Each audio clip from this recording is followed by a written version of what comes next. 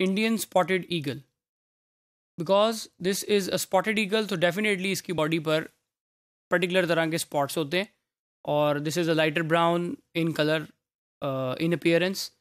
With reference to its habitat and ecology, this species is a powerful predator. इसका मतलब ये है कि इसने दूसरे एनिमल्स को जाकर पकड़ना है और उनका शिकार करना है. इसके जो इम्पॉर्टेंट प्रेज हैं, there is a long range, there is a big range basically.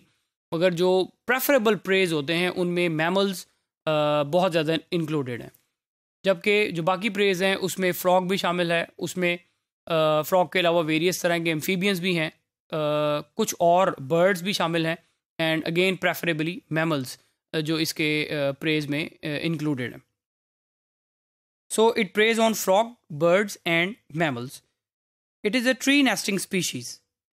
It favours open habitats जिनमें लो इंटेंसिटी एग्रीकल्चर, वेटलैंड्स आ जाते हैं, ओपन फॉरेस्ट्स है, और हर वो जगह जो क्लियर की गई हों, जहाँ पहले फॉरेस्ट से जिनको क्लियर किया गया फॉर वेरियस पर्पसेस, ये वहाँ पर अपने आप को अपनी हैबिटेट को बनाना प्रेफर करते हैं. Its display fight includes switch backing, wing clapping and full loops.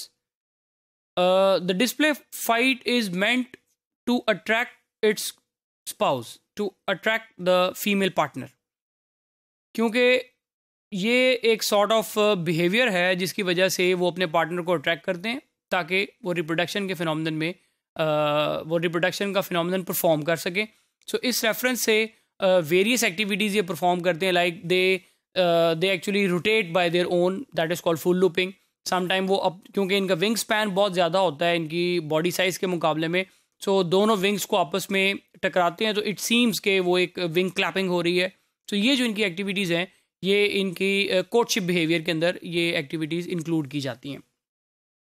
So for this purpose the courtship behaviour has been observed from January, जिसमें जो उनके एग लेइंग का जो अमल है वो अप्रैल के महीने में दे प्रेफर इट, बिकॉज उस वक्त जो सीज़न है वो that is conducive to incubate the eggs.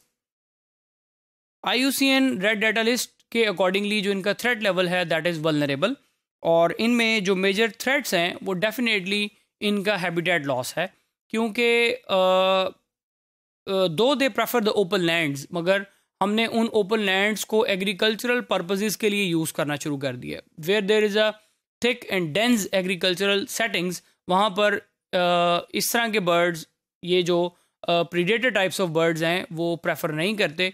They prefer open lands. So अगर वो फॉरेस्ट के लैंड जिनको क्लियर किया गया है, अगर उनको उसी तरह छोड़ दिया जाए तो ये उनकी नेचुरल हैबिटेट कंसिडर होती है और वहाँ पर डेफिनेटली इनका नंबर इंक्रीज़ हो सकता है. सो ये एक बहुत बड़ा थ्रेट है इन एनिमल्स के लिए कि उन लैंड्स की कन्वर्जन की जा रही है फॉर डेफिनेटली ह्यूमन यूजेज. सो इस रेफरेंस से जो कंजर्वेशन एक्शंस लिए जा सकते हैं या जो प्रपोज किए जा सकते हैं वो ये हो सकते हैं कि उन लैंड्स को प्रॉपरली कम से कम उतना पीस ऑफ लैंड छोड़ देना चाहिए जहाँ पर ये एनिमल्स अपनी डेली एक्टिविटीज़ परफॉर्म कर सकें.